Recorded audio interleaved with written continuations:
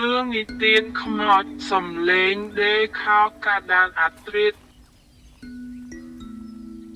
អាពីយូហើយមានជាងដេខោម្នាក់ឈ្មោះវណ្ណា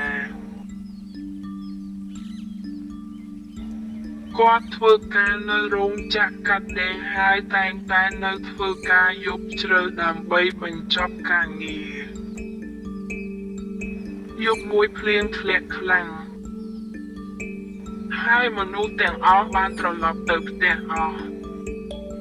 នៅសល់តែវណ្ណាម្នាក់ប៉ុណ្ណោះខណៈពេលដែលគាត់កំពុងដេរខោស្រាប់តែឮសំឡេងម៉ាស៊ីនដេរមួយទៀតទៅវណ្ណាគិតថាប្រហែលជាមានកម្មករម្នាក់ទៀតនៅខាងក្រោយប៉ុន្តែពេលគាត់ដើរទៅមើលគ្មាននរណាម្នាក់ទេគាត់ត្រឡប់មកកន្លែងវិញសំឡេងនោះក៏ចាប់ផ្ដើមឡើងម្ដងទៀតរឿងនេះសំឡេងដូចជាមកពីជាន់លើវណ្ណាកាន់ពើឡើងទៅមើលនៅចុងបន្ទប់ងងឹតមួយគាត់ឃើញម៉ាស៊ីនដេរចាស់មួយកំពុងដំណើរការដោយខ្លួនឯង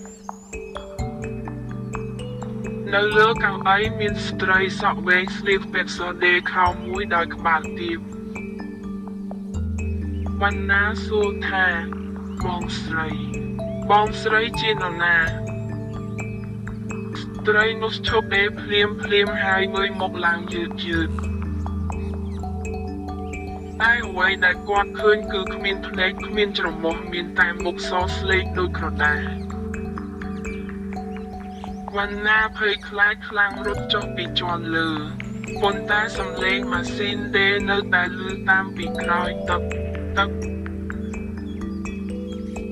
ព្រឹកឡើងគាត់បានសួរអ្នកយាមប្រាប់ថាកាលពីច្រើនឆ្នាំមុនមានកម្មការិនីម្នាក់បានស្លាប់ក្នុងបន្ទប់នោះខណៈពេលកំពុងដេរខោពេលយប់ចាប់តាំងពីថ្ងៃនោះមកមនុស្សជាច្រើនបានឮសំឡេងម៉ាស៊ីនដេររបស់នាងនៅកាដានអាត្រិតចាប់តាំងពីយប់នោះវណ្ណាមិនដែលនៅធ្វើការយប់ម្នាក់ឯងទៀតឡើយ